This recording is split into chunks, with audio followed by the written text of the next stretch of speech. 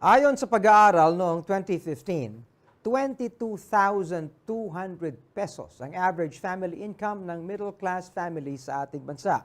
Subalit, ay inaasahan natin na mas lalaki pa ang bagay na yan kahit kaunti dahil sa bagong Tax Reform for Acceleration and Inclusion o TRAIN Law na ipinatupad noong January 2018. Tama po yan, Bishop. Kahit papano ay lalaki nga ang take-home pay ng ating mga regular na mga empleyado. At magandang balita po yan kasi lalo na't 85% ng working people sa ating bansa ay tumatanggap ng sahod kada buwan.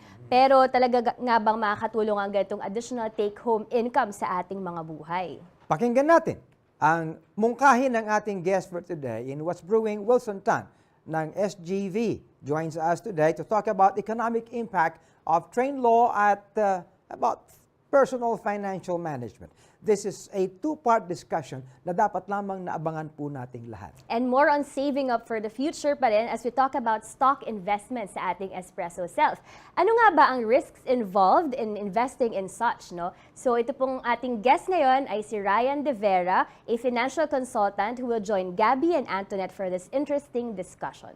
At dahil naman magkaroon tayo ng National Cancer Consciousness Week this January, we are featuring a three-part episode of the special lecture on cancer awareness and prevention done by Dr. Joy Ateneo Hanovas, a general surgeon from Fairview General Hospital. So practical, timely, and interesting discussions await all of you today. Kaya wag po kayo maglilipat ng channel. Ako po si Reza Abante Yebra. At ako naman, si Bishop Ruben Abante. Join us and let's have good talk over good coffee. Welcome to the Lighthouse Cafe.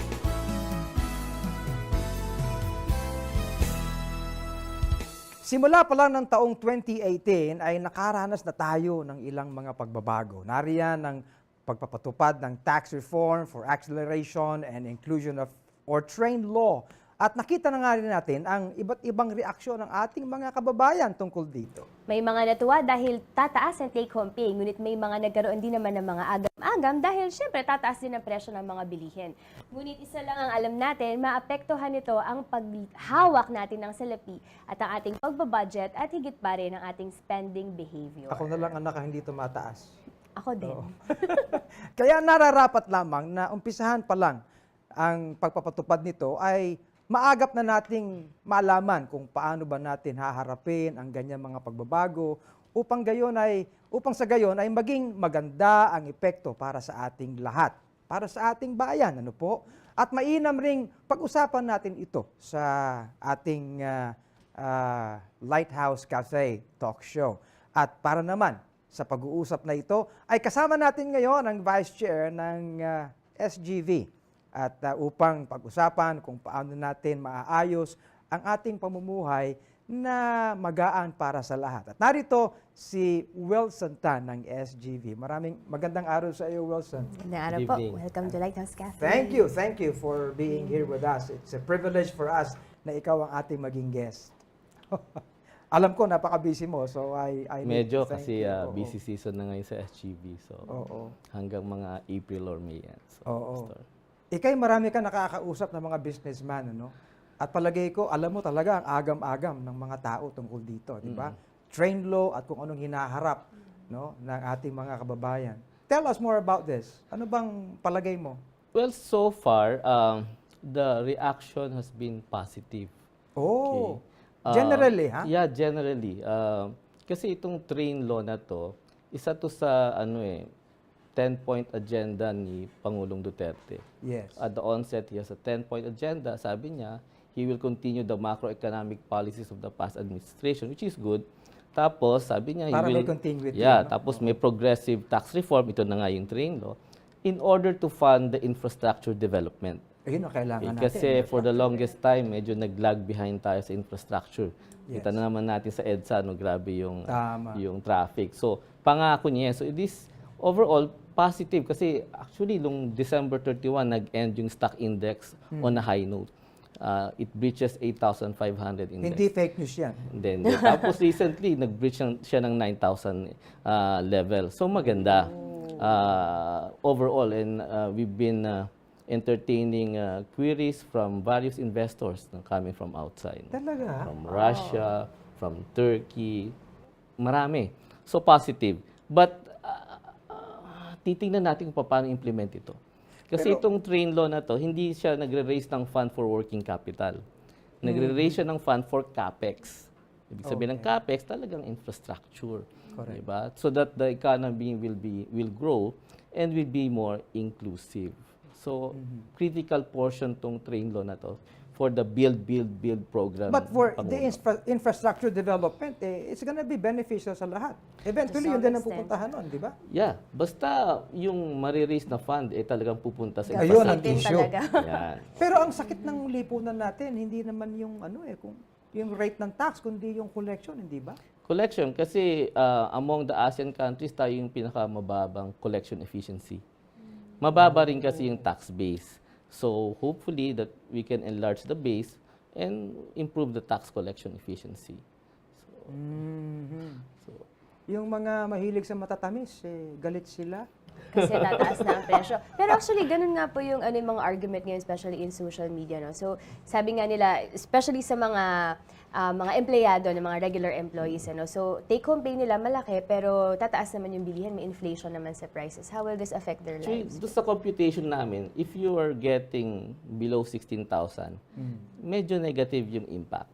Kasi you have to factor in yung increase in prices. Yes. Correct. But if you're earning 6,000 and above, you will have your take-home pay increase plus ang neto niyan, despite of the inflation, sabi nila okay. So yung mga below that, that should be covered by yung conditional cash transfer. Okay, but yung mga 16 and above, yung mga professional, merong uplift sa take-home pay.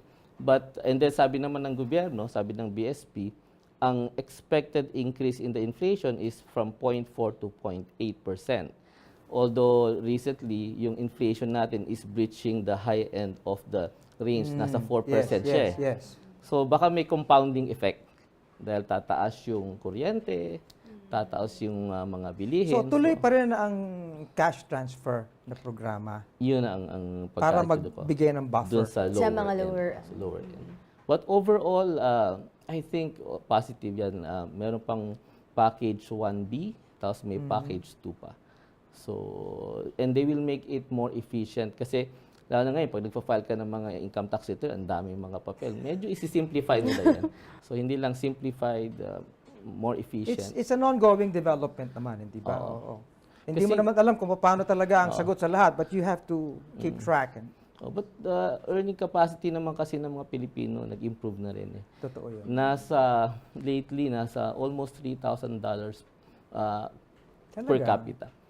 Lalo na sa Metro Manila, nasa $9,000 din. Kaya tignan mo, ang daming bumibili ng sakyan, Yes. ng mga condo units, di ba? So because Can their earning afford capacity minsan. Habang has, bilhin ng Right. bilhin naman, lalo namang Oo. dagdag ang trapiko.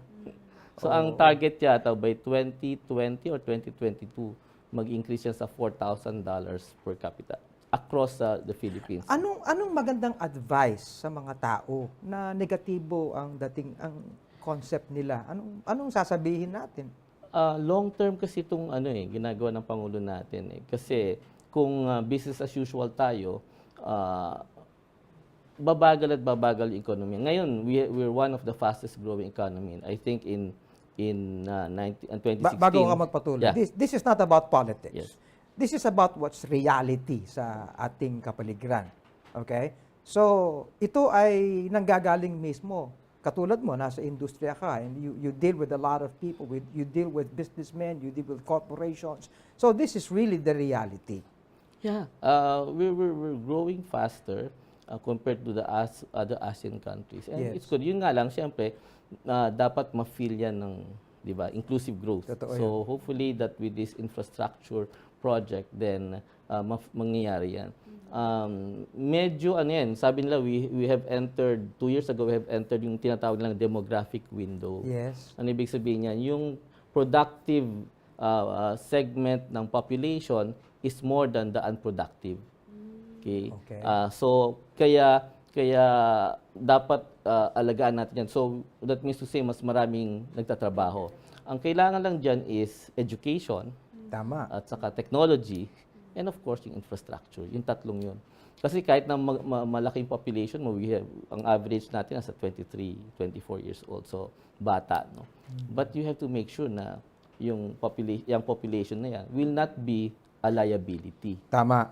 Kasi kung pura droga din yan, liability. But kung maganda education yan, nandiyan dyan yung innovation, technology, and then nandiyan yung infrastructure project. Then Kasama na sa infrastructure, pati yung mga telcos natin. Oo, di ba? Oo, medyo mabagal. No?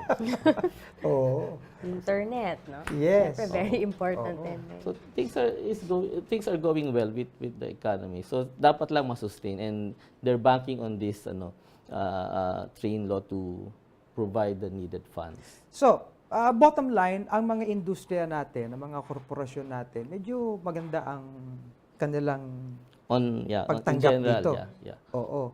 Yung mga individual na tao, yun ang isang bagay, ano?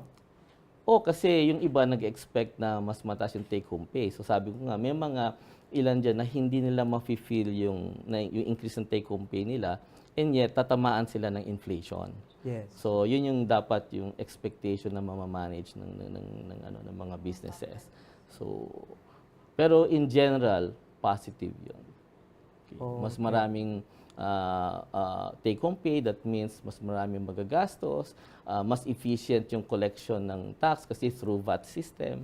So hopefully that will sustain the economic growth. Pero yung advent kasi ng halimbawa yung mga OFWs, ano? Pagkatapos yung mga naiiwan dito mga anak and everything. Well, actually napag-aralan din namin na malaking percentage sa mga yon ang medyo bili na ng bili. You know, and they need to continue yung kanilang desire para naman masabi natin na well, they can steward, no, yung mga bagay na yan. Anong magandang sabihin? You know, I mean, okay nga, gumaganda ang ekonomiya natin, yung prospect natin dito, pero kinakailangan maging responsible din ang lahat. Yeah. Alam mo yung OFW remittances, I think in 2016 nag-average siya ng $27 billion. Yung registered, so di ba yung mga Pilipino mahilig sa mga padala, sa mga unregistered. Isa yan sa one of the reasons why yung economy natin talagang pumapalo. The other one is the BPO sector. So, pero tama ka, no? So padala ng padala dito, ang nangyayari, ang tanong dyan is yung bang mga pamilya dito nag-i-improve yung buhay. So it boils down to how those families would handle the finances. Correct. So isang aspect yan, I mean aside from the economy, yung individual finances naman. Pero ba't nga ganun po ang mga Pinoy, ano? Kasi actually... Hindi ka ba Pinoy? Tayo pala. Magastos Pinoy yung ka, Pinoy Pinoy. to be very honest, ano? Sabi nga sa mga research, maliit lang din ang percentage ng mga Filipinos ang nagsisave up, actually. So, meron po ba kayong mga insights on that? Depende yan. Kasi, like for example, na-observe ko sa company namin, mga millennials yan. So, Ayan syempre... pa, yung mga millennial, naku, mas lalo raw problema yung yung upcoming, yung forthcoming, anong tawag doon? Generation Alpha Z ba yun? O what? Tapos na yun, Generation Alpha, tama po ba yun? Sabi nila meron daw Generation C or ABC, no? Yes. Those that are connected. So, cuts across ages, no? So, yun mahilig sa mga connectivity and so on. Yun yung mga hindi na lumalabas ng bahay. Palagi nasa kwarto. So, kasi talagang yung spending behavior po nila talagang ano. Pero yung iba naman, ang naobserbahan ko, they would like to spend in terms of travel. Sa akin yung travel, hindi yan expense. That's knowledge. As they go out, siyempre they learn from their travels, actual experience. So yun, okay lang yun. Parang may kilala akong ganung tao.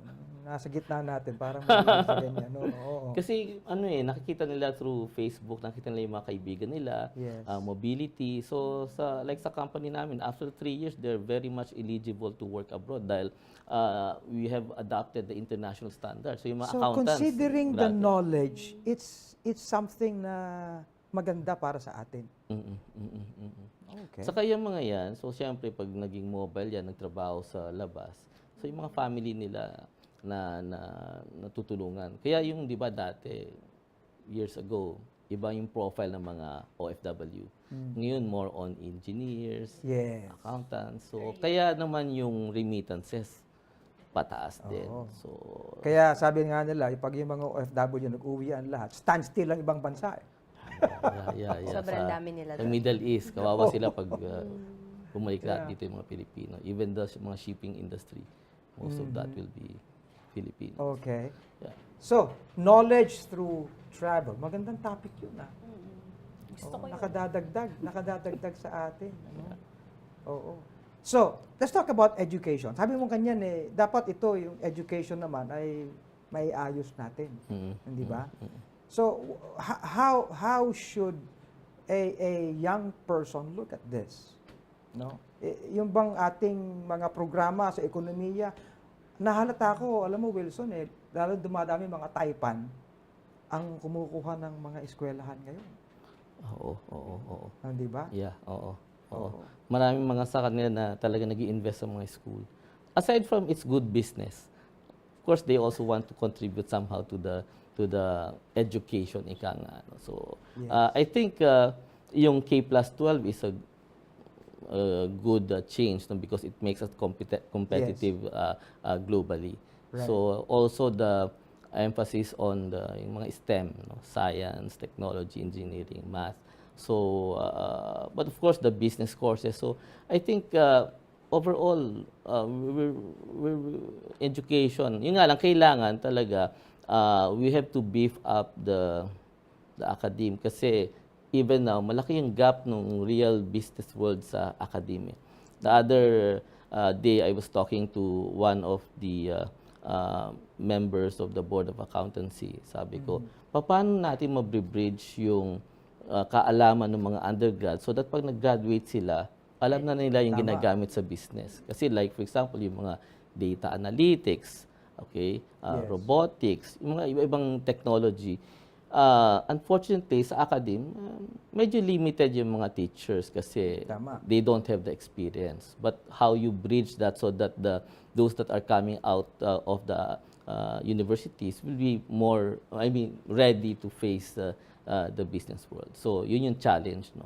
So, Ako, alam ko na ang SGV, very selective sa mga kinukuha nila.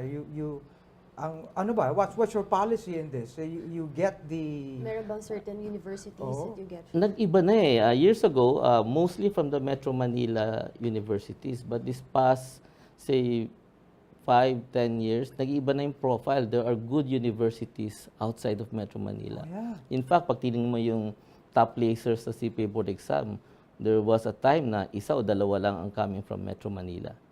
Okay, karamihan sa probinsya yan. Kaya mapapansin mo, pati yung mga BPOs, lumilipat sa mga probinsya na there are good universities. Which is a very good indicator. Oo. So, nag-iiba na yung profile. So, we recruit from all universities, Metro Manila and elsewhere. Kung minsan, mas diligent pa ngayon nasa probinsya. Galing sa probinsya. Siyempre, they have to prove themselves.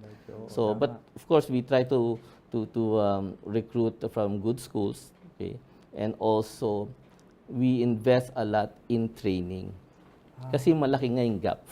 Even though they place high in the exam and so on, we have to retrain them to adapt to what is required in business. Madali lang naman silang turuan kasi we have a very good and rigorous training program sa SGB. So, Maganda yan. Infrastructure, positibo. Education, it's becoming positive. ang challenge is yung sa mga elementary or basic education. Aha. Kasi because of poverty, yung chances nila to really finish even the basic education, medyo mahirap. Kaya yung dating founder namin, si Mr. Sisip, talaga ang focus niya is poverty alleviation through education and through microfinance. So talagang doon niya binibigay. Kung kunyari may magbibigay sa kanya donation, sabi niya, bigay mo dito sa foundation na to. Incidentally, yung founder ng SGB, sila Washington Sisip, galing yun sa alma mater ko nung high school. No, in fact, itong darating na alumni homecoming, we will be giving him a lifetime posthumous award, lifetime award. Pati si Velayo. Yes. Oo, pareho sila mga public school. Yun pa ang isang maganda ron. Oo. Kasi at that time yata, maganda pang public school. Parang hindi na Maganda ngayon. pa rin naman po yan. Ngayon. Pero depende, lalo kung mga like science high school, gano'n. Ay, may certain level din po kasi naman. So you can say that we're on track, I think, basically. yeah. On balance, in general, we're on track. Plus, of course, the president has a very high rating, no? 80% bihira yun. So, Oo. Pero it's not all about the rating anyway. Pero yung delivery mismo, no? Siguro dapat pag-usapan na rin natin ng ano ba ang effect ng peace and order sa industriya, for example? Malaki yan kasi kung ikaw yung investor, you want to make sure, 'di ba, yung money mo is safe and the environment is conducive to investment, no? Yung policies are clear, no? There's no changing the rules in the middle of the game. So importante yung peace and order. But right now I think overall it's still okay. As I've said, a lot of investors are still positive. Recently, yung isang ratings agency even increased the rating of the Philippines, no, into positive. So it's good, but itong train program na to dapat lang ma-implement ng mahusay. So Then yun talaga, dapat maayos na implementasyon. Kasi yung 10-point agenda naman is really good. It's just in the implementation. And even yung sabi nga po, yung makukuha mula dito sa train, ano, so it's not just in the build, pero even yung education and dun din sa karagdagan din sa health, ano, na benefits. Ano, Ayan. Oo, yung health naman. Isa pa yan. Edukado ka nga, hindi ka naman healthy. Lahat yata ng governor, nag-uusapan natin dito, Wilson, no? Very wide. Na uncertainty, pero siyempre ibang topic na yun, yung shift in the form of government. Ayan, actually tatanungin ko yan no? Pero medyo ano yan. Issue din po ba kasi yan sa- anything that introduces uncertainty, medyo allergic dyan ng mga investors. yeah, but how do you as one na nagbibigay ka namang advice sa ganito, how do you look at that? Anong sinasagot mo sa mga potential investors na medyo worry sila sa feeling nila? Of course, we want to sell the positive side. But at the same time, we have to tell them, okay, there will be a change, but I think the government is trying its best to put some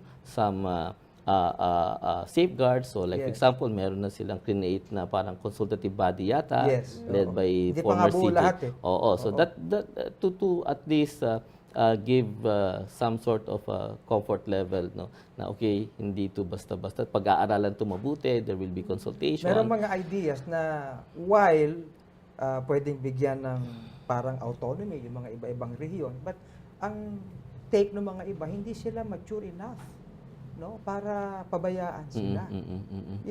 Ang sabi naman ng iba, this ought to stop, na Manila lang palagi ang imperial thing, di ba? The wealth needs to be distributed throughout the country. O, hindi ba? Yun namang iba, pag binigyan mo ng autonomy yung rehiyon na yan, kung saan-saan magpupunta yan. No? So, how do we look into this? Well, maraming mga factors that are really up in the air. So again, we're hoping that those that are in power, in government, will have enough wisdom to make sure if ever there will be a transition, mahusay. Kasi otherwise, itong momentum na to, madaling mawala yan. Kasi we have other competition in ASEAN. O sabihin lang, magulo kayo, dito na lang kami. So, very critical yan. But if we do it well, then I think... Well, very well said. At naging napakaganda po ng ating pinag-usapan ngayon with Wilson Turnaround, and we're so happy that he could be here with us. At ngayon naman, samahan natin sila Gabby at Antoinette sa ating susunod na segment, ang Espresso Self. Mga usaping in, mga paksang trending, Mga talakayang may kabuluhan. lifestyle at kulturang sariling atin. Buhay Pinoy, pag-usapan natin dito sa Espresso Espresso Self!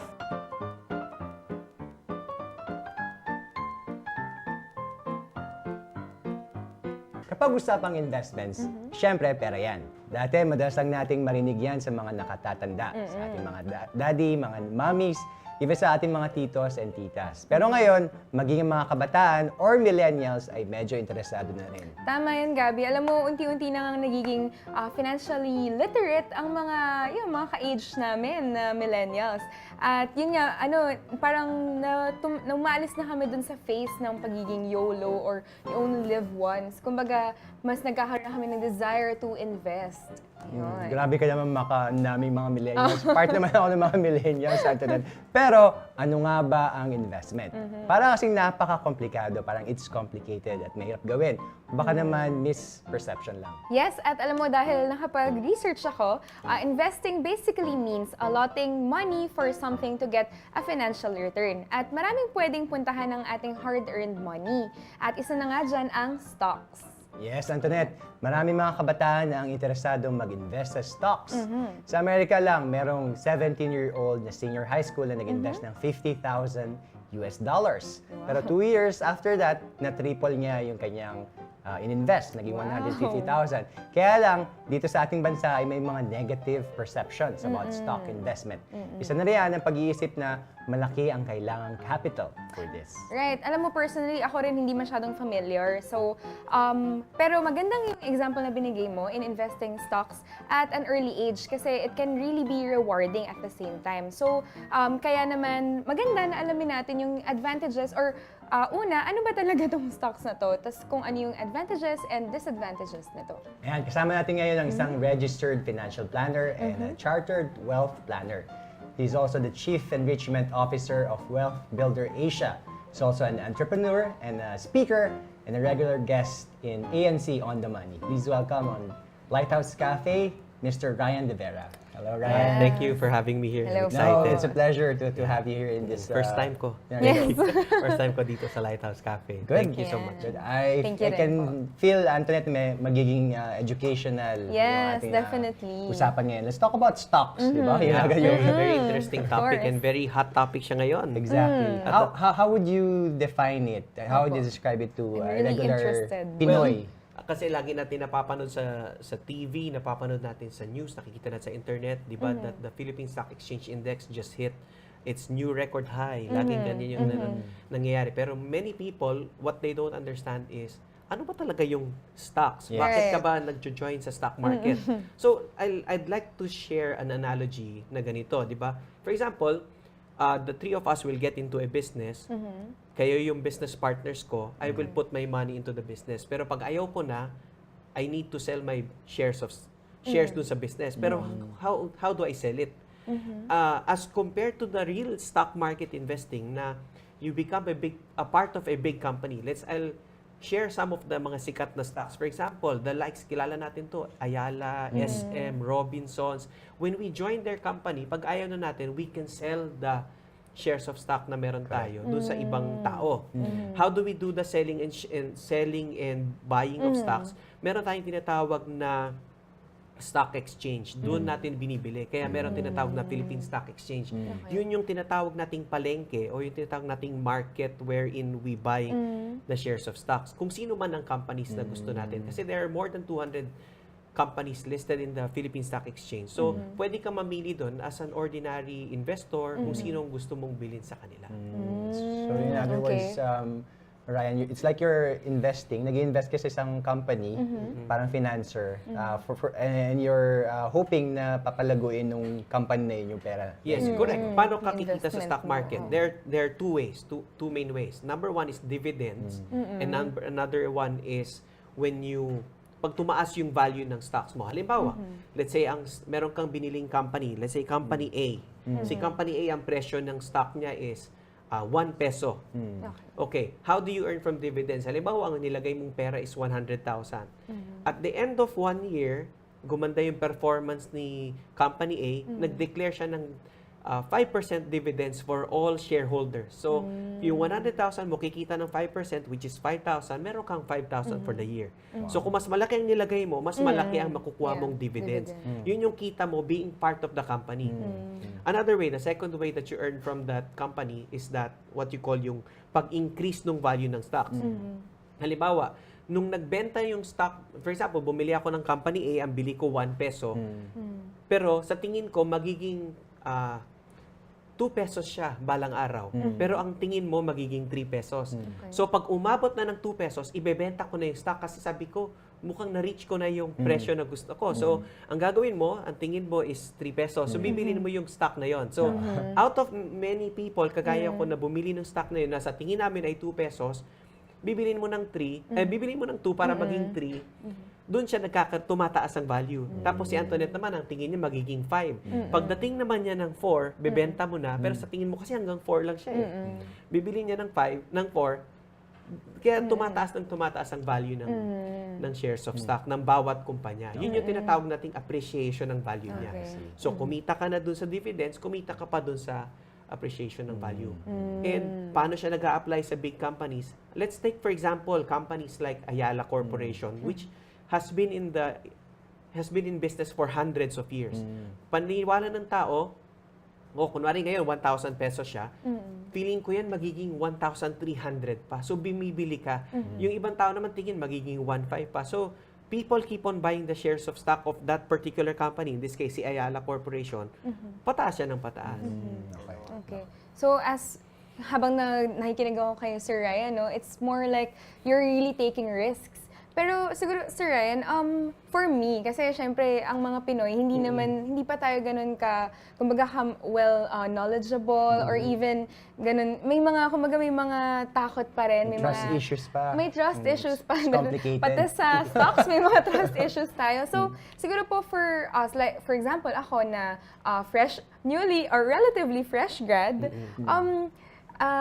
would it be wise na sa stocks agad akong mag-invest, or meron ba tayong ibang mga investment mga products ganyan that you would suggest na unahin ko? Well, kahit anong investment naman meron tinatawag na risk. Ano yung risk na ito? For example, sa stocks, tingnan mo yung stock na bibilin mo, sa tingin mo ba magsasara yung company na yun within the next 30 years or 50 years? If I may ask you, do you think SM or Ayala will close within the next 30 years? No, I don't Hindi. So at least at that point, medyo feeling mo secure ka. So ganun siya. Pero not all companies that you get to invest into, hindi ka sure kung tatagal more than 30 years or 50 years, di ba? So yun yung mga tinatawag nating risks doon sa stock market. Another risk na pwede mong ma-encounter dyan, what if yung binili mo na share price ng stock na company na yon, hindi naman talaga tumaas as you expect. That's one risk also. One way to address that risk would be to continue to educate yourself. Continue to learn about it. Like what I always say is that don't get into something that you do not understand. Marami kang mapapanood dyan online. You can buy books, read books. Educate yourself into something like this. Or speak to people Right. like you. Or find financial planners, financial consultants. Yung hindi yung bebentahan ka to buy this product, to buy that product. The best person to talk to are those who are financial planners, financial consultants na talagang their goal is to help you understand it. Second, another kind of person that you can speak with would be those who are currently investing in the market. Ganon. Kasi madami ka makausap, hindi naman pala siya nag-i-invest. So, mas maganda yung meron siyang experience, diba? So, that would be way to solve the risk, educate yourself, or tinatanong mo yung ibang investment products, you can go for managed funds. Ano yung managed funds? These are the likes of mutual funds, the likes of UITF or Unit Investment Trust Funds. Yung mga companies na ito, or meron pang isa pala, yung Variable Universal Life Insurance, yung BUL sa tinatawag. These companies, meron silang mga tinatawag na fund manager. Yung fund manager na yon, ini-invest nila sa iba-ibang company. Normally, in about 30 to 37 different companies ang ini-investan yan. Basta sa stock market nakalagay. No? So, yung fund manager, their goal is to make your money earn. So, pag naglagay ka ng pera doon, so eventually the fund manager will have to make your money grow. Kasi eventually, pag kumita yung buong fund, meron din siyang bonus. That's how they operate. And besides, the fund managers are expert in what they're doing. They eat with it, they sleep with it, they have lunch with it. They breathe with it. They dream about it. Nananaginip Celebrate siya. Siguro yung anniversary. stock market tataas ng ganitong talaga. Medyo dapat nag-dotes ka. Oo nga eh. You mentioned kanina, Ryan, education. Yes, diba? yes.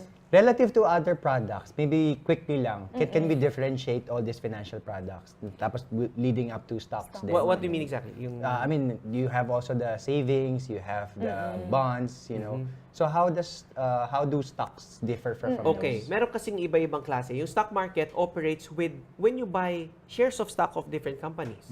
Yung banks naman is, ang pinaka-main product nila is savings account. Savings account is a form of a loan. Pinautang ko yung pera ko sa bangko, yung kita na binigay sa akin ng bangko, tawag doon interest. Interest. Kasi di ba, loan siya eh. So ang loan, kumikita ng interest yan. Yeah. However, bakit mababang interest na nakukuha natin sa bank natin? Kasi meron siyang tinatawag na pwede mong i-withdraw kaagad. Yeah. So yung bangko, hindi niya mahawakan yung pera mo ng matagal, hindi kanya mabigyan ng mataas na interest. As compared sa time deposit, di ba? Yung time deposit, alam ng bangko, 60 days, 90 days, hindi mo gagalawin yan. Pwede niyang ipautang yan sa bibili ng kotse, bibili ng bahay, maglo-loan para sa negosyo niya. So, yun yung tinatawag na how the banks operate. Kaya din yung savings rate, yung interest rate ng savings medyo mababa. Okay. Nabanggit niyo na, Sir Ryan, yun nga, mag-start as early as now. So, how do we start? Yeah. Okay. First thing that you need to do, as long as may TIN number ka, pwede ka mag-start ng ano. Kasi laging hinihingi na ngayon yan eh. TIN number sa anong source of income. As long as you can defend, alam mo, binigyan ka ng regalo ng parents mo, pwede mo namang i-open na account yan sa stock market. You go to a stockbroker. Maraming kilalang stockbroker sa Philippine Stock Exchange. Hanap ka ng medyo reputable ones. The stockbroker normally, you can open an account for as low as 25,000 pesos. Meron silang mga bagong tinatawag nila ngayon, start with as low as 5,000, tapos every month itutuloy mo yon. Ako, I would rather go for the 25,000 rather than the 5,000 kasi yung 25,000, mas marami kang mabibiling shares. Halimbawa, bibili ka ng stock ng, for example, ng sino bang one company right now, let's say Metro Bank, 98 pesos siya per share. Di ba? For your 1,000, marami ka nang mabibili doon. Pero what if you buy companies like PLDT and Globe, na ang presyo ng stocks niya, nasa 1,500 na. So, yung 25,000 mo, konti lang ang mabibili. So, ibig sabihin, mas maganda na nasa 25,000 ka na start. Tapos yun, there are some stockbrokers na meron siyang sarili niyang trial account. Pwede mong aralin doon. Mag-practice ka. Meron kang dami. Sige, nag-trade ka, bumili ka, binenta mo. Ganon yung ways to Tapos open. regular deposit lang yun. Online transactions. Yes, mag-deposit ka lang sa account mo. In fact, I would say that your account with your stockbroker is even much safer than your account with the bank. Yung account mo sa bank pwedeng ma-hack. True. Yung account mo sa stockbroker, let's say a person hacks into your stock market account. Para ma-withdraw niya yung pera, kailangan papasok pa yung sa bank account mo. Correct, So, i-hack na yung stock broker account mo, i-hack pa niya yung bank mo.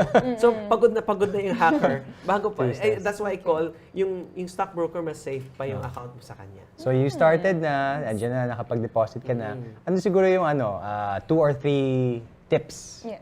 para maging successful ka in terms of investing on stocks? Ayun nga, number 1, study. Okay. Walang makakatalo sa pag-aaral ng stock market. Before you buy your companies, choose the companies that you know. Yeah. Okay. Huwag ka bibili ng kumpanya na narinig mo lang na nasa stock market, bibilin mo na.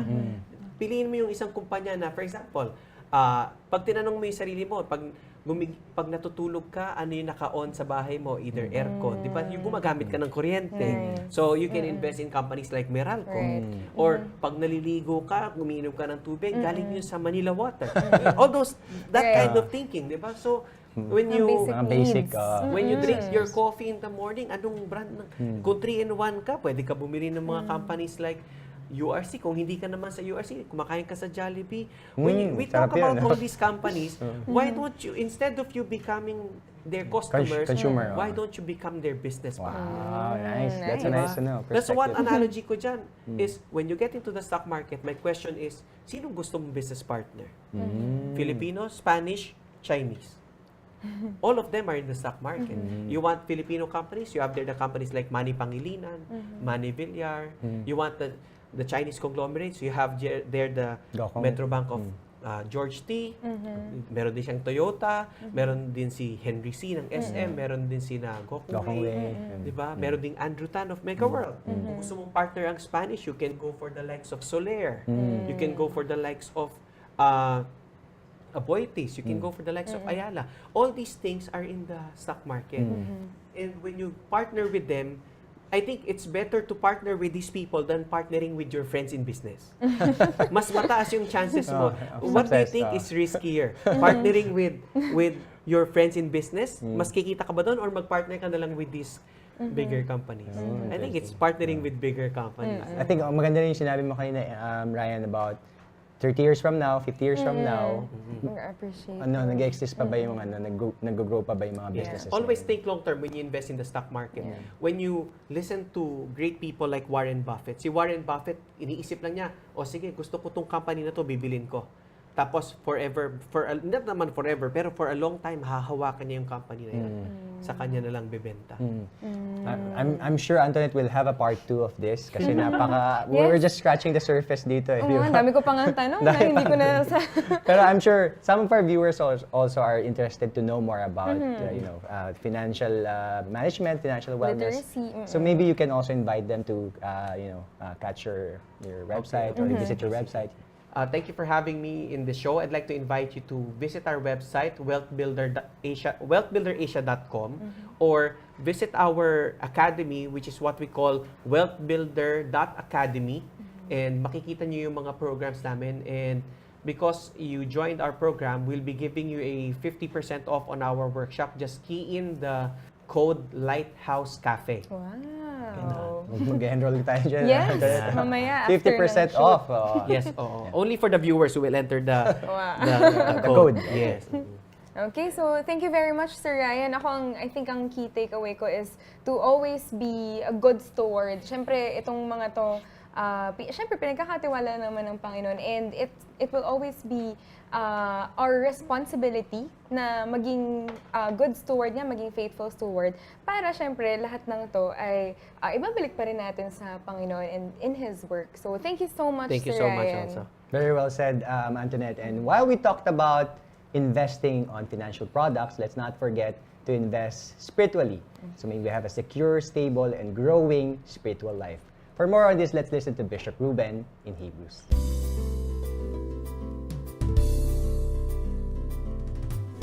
Welcome to Hebrews.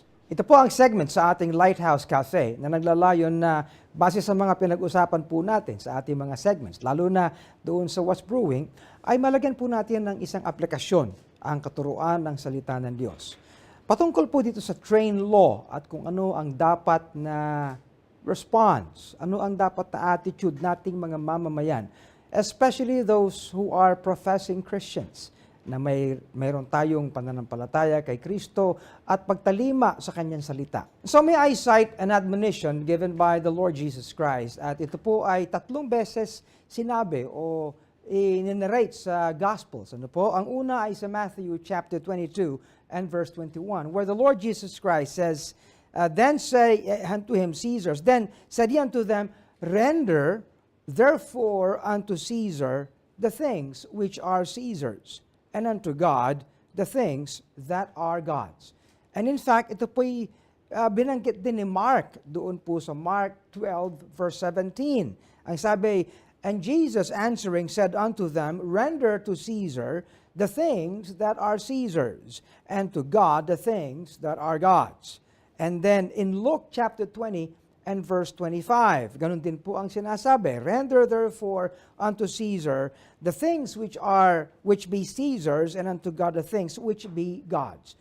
Now, sa bagay po, na 3 beses itong inulit sa mga Gospels, o sinabi sa mga Gospels, ay ibinibigay po sa atin ng banal na kasulatan ng kahalagahan ng katuruang ito. In fact, kahit po si Apostol Pablo, doon sa kanyang sinulat sa Romans chapter 13 and verse 7, ay sinabi rin niya, Render therefore to all their dues, tribute to whom tribute is due, custom to whom custom, fear to whom fear, and honor to whom honor. Isa pong basic o fundamental na katuruan sa banal na kasulatan is this, na ang mga mananampalataya ay magkaroon po ng submission, ano po, o pagsunod sa constituted authority. Ano po? Sapagkat tinuturo din po sa Romans chapter 13 that the powers that be are ordained of God. And in fact, I have additional verse. Sinasabi po ni Peter doon sa 1 Peter chapter 2 and verse 13, submit yourselves to every ordinance of man for the Lord's sake. So one thing is sure. Ang banal na kasulatan po ay nagtuturo sa mga mamamayan. Actually, hindi lang mga mananampalataya, kundi sa pangkalahatan po, na kinakailangan ay magkaroon tayo ng recognition at meron tayong paggalang sa constituted authority, lalo na sa pag-iimplementa ng mga batas. Fine, marami tayong issues minsan sa ating lipunan. Subalit maganda po na ang bagay na ito ay iniiwan natin. Halimbawa, kung merong question sa train law, ay naroon naman ang Supreme Court. But when the Supreme Court makes a decision, tayo po ng mga mamamayan, at lalo na, pangungunahan ko na po na sabihin sa ating lahat, then let us be in submission to the authorities. At sumunod tayo sa train law. Pagbigyan po natin ang bagay na ito sapagkat sabi nga ng ating guest kanina sa ating What's Brewing, ito po ay isang social justice na gustong i-implementa ng ating government sa ating lipunan. Oh yes, we can make some questions. Subalit, given a period that the same question ay binigyan na po ng tugon ng isang authority, ay naroon na dapat ang ating pagtanggap para makapagsimula po tayo bilang isang lipunan. Sa atin namang government, sa ating pamahalaan, when we implement a law, siguraduhin lang po natin, na sa bagay na ito na meron tayong kukolektahin sa ating mga mamamayan, let us be effective, sapagkat it's not just for our people to pay taxes, it's for the government to do what they should in the collection of taxes and in using the same as a faithful steward. Ang ating pamahalaan ay isang katiwala ng mga bagay na ito.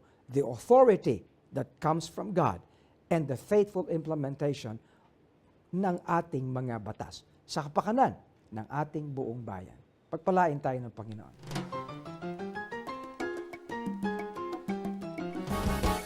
Ang Pilipinas ay pangsyam sa buong mundo na may highest incidence of breast cancer at halos 10,000 bagong kaso po ang nadidiskubre taon-taon. And in fact, sabi ng Department of Health at Philippine Cancer Society Incorporated, ang breast cancer ang pinaka-common na cancer sa buong Pilipinas. At ayon sa Philippine Society of Medical Oncology, 3 out of 100 Filipino women will contract breast cancer in their lifetime, and 1 out of 100 will die before age 75. At dito sa Pilipinas, ang 10-year survival rate ng mga Pilipinang may breast cancer ay 40% lang. Mababang-mababa kung ikukumpara sa 80 to 98% survival rate sa mga mauunlad na bansa. At ang isang dahilan dyan, LJ, ay mababang awareness ng maraming Pilipino sa sakit na ito. At syempre, may stigma at takot naman tayo talaga kapag topic na ng Big C ang pag-uusapan. Kaya naman, yung iba, mas pinipili na lang na wag pansinin or deadmahin ika nga kapag meron na silang nararamdaman. Very timely din naman ang topic na ito, Erica, dahil just this January ay National Cancer Awareness Week. Let us listen to the expert, Dr. Joy Ateneo Hanobas, a general surgeon from Fairview General Hospital, who has worked with a number of patients with breast cancer. At panoorin po natin ang special talk ni Dr. Joy Hanobas on cancer awareness. Dalawang paraan para maiwasan ang cervical cancer, napakasimple lamang po. In the reproductive age group, number 1, yearly pap smear. Yun. Ngayon, pwedeng siguro kung kapos na kapos sa budget, every 2 or 3 years. Pero yung 3 years, nakaka-nervous na yun eh. Kasi hindi naman biglang magde-develop yung anaplasia sa cervical tissue. So, pero mas mabuti every year pap smear. Second, vaccination against human papillomavirus, HPV. These two have caused a decline in the statistics of cervical cancer in developed countries. So 80% of cervical cancer worldwide is found in developing countries. just like us. Kasi yung mayayamang bansa, sagot ng bansa nila ang bakuna sa human papilloma virus. Ito lang ang nakakalungkot. Dati sa Red Book ng pediatricians, ang recommendation, age 12, babakunaan. They have decreased that to age 10. Ang reason, bibigay mo yun in 6 months, epekto na yun at 10 and a half years old. At age 11, yung mga American counterparts natin na female, they had premarital sex. So, socio-economic status, lifestyle. So, healthy lifestyle. So, yung stressful lifestyle. So, yung sedentary lifestyle. I'm now talking to myself. Napaka-stressful ng lifestyle ko talaga. At dahil sa pagod na pagod ako, sedentary. Believe you me, wala ho akong television sa TV. Nagpatayo ako ng bahay. 1 year na itong October 29 na kaming lumipat. During that duration, hindi ho ako nanonood ng TV kasi nagkakasakit yung mga anak ko sa cable, napupuyat. So tinitiis ko yun, hindi na ako nanonood. Pero napaka-stressful pa din. Hindi ko alam kung ano yung aalisin ko para i-delete ko sa apps ko. Para yung time. So time really is the new currency, very precious currency nowadays. So what are the causes of cancer? Hereditary. 5 to 10% of cancers are hereditary. Second, random gene mutation. Saan pumapasok dito? There is a derangement in the control of gene expression. Ang problema sa cancer cells, they are the cells that would not die. Hindi sila mamatay-matay. Come to think of it, siguro yun ang secret sa longevity. Hindi sila mamatay-matay. Kaya lang, abnormal po sila. Abnormal. So wala silang silbi. Mahaba ang buhay nila pero wala silang silbi. No? So yun ang problema sa cancer. So sa internal factors, endogenous and exogenous hormones and immune conditions. Dito ngayon papasok yung sa females, yung breast cancer. Epekto yan ng unopposed estrogen stimulation. The mechanism for formation of breast cancer is prolonged, unopposed estrogen stimulation. So, external factors, this will be exposure to chemicals which we call as carcinogen. Carcinogen simply means cancer-producing substances or cancer-promoting substances. So, chemicals, radiation. So, si Marie Curie, alam nyo, ang kinamatay niya, cancer. Kasi na-discover nila yung Röntgen, radiation. Kaya, nagkaroon sila ng mga bone cancers yan. Exposure. Pero kayo matakot sa chest x-ray, minimal lang ang exposure. Pero pag may ina-x-ray po, dapat 5 feet away kayo. Yun yung radiation exposure na delikado. You should be 5 feet away. Pwede naman magsuot ng lead shield. Yung merong pinapasuot to dun sa x-ray room. Oncogenic virus. Pareho lang yan ang ibig sabihin ng carcinogen. Oncogen means cancer-producing virus. So may makikita kayo dyan, HBV, HCV, HPV, HIV.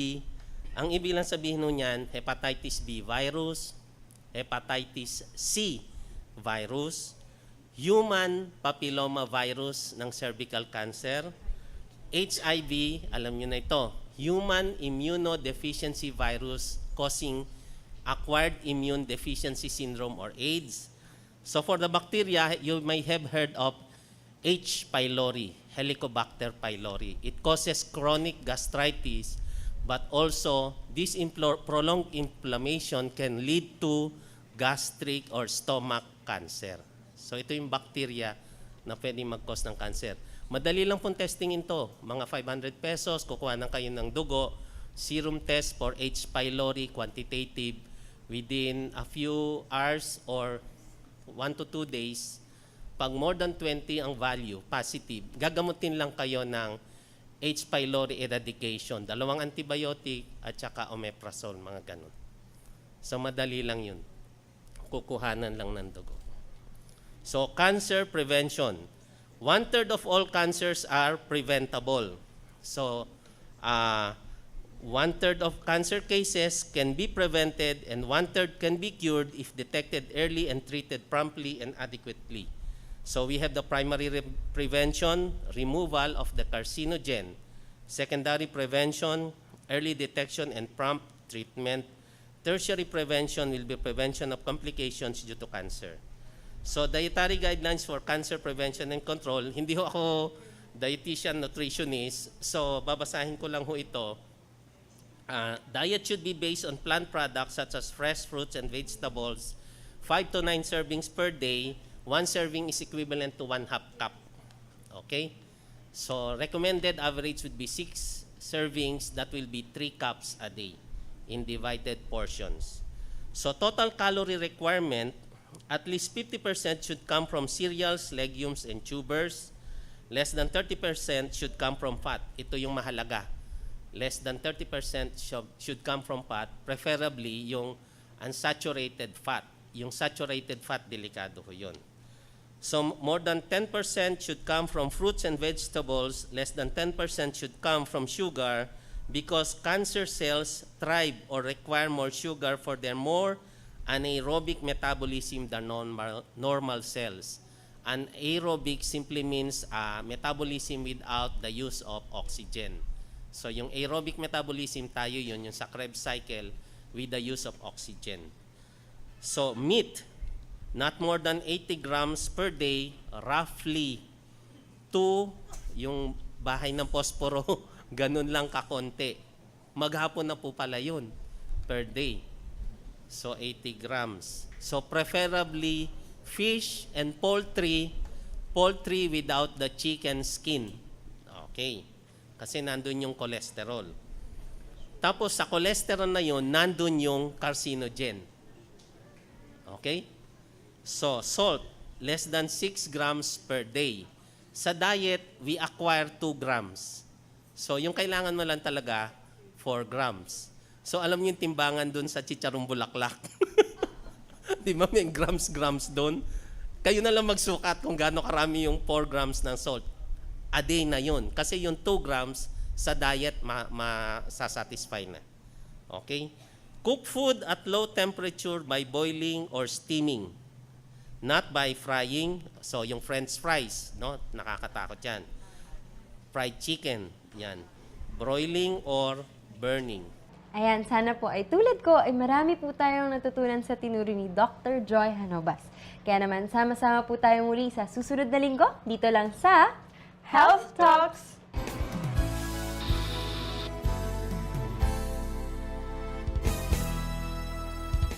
Thank you all so much for having joined us in our talks today here at Lighthouse Cafe. And we hope you enjoyed all our discussions and you were blessed.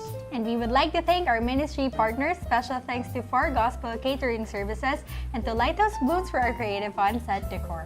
And thank you also to Miami Cakes and Miss Rexy Custorio for our cupcakes on set and our special tokens. And thank you also to Desire Fashion Boutique for the host's apparel. At para naman sa mga on-the-go na palaging nakamobile, you can easily catch our latest episodes through our YouTube channels. Hanapin po ninyo ang Lighthouse Bible Baptist Church channel and the GCTV YouTube channel, and don't forget to subscribe. And you can also watch the latest shows via our new GCTV mobile app and the Lighthouse Bible Baptist Church mobile app. You can download these via App Store and Google Play Store. And we would love to hear from you. Send us your comments via our official Facebook page, that's Lighthouse Cafe, or you can also email us at goodtalks@lighthousecafetv.com. Tomorrow, don't miss The Pulpit here on GCTV Channel 185. And so be with us again next week as the Lighthouse Media Ministry of the Lighthouse Bible Baptist Church brings to you another episode of the Lighthouse Cafe. Where good talks happen!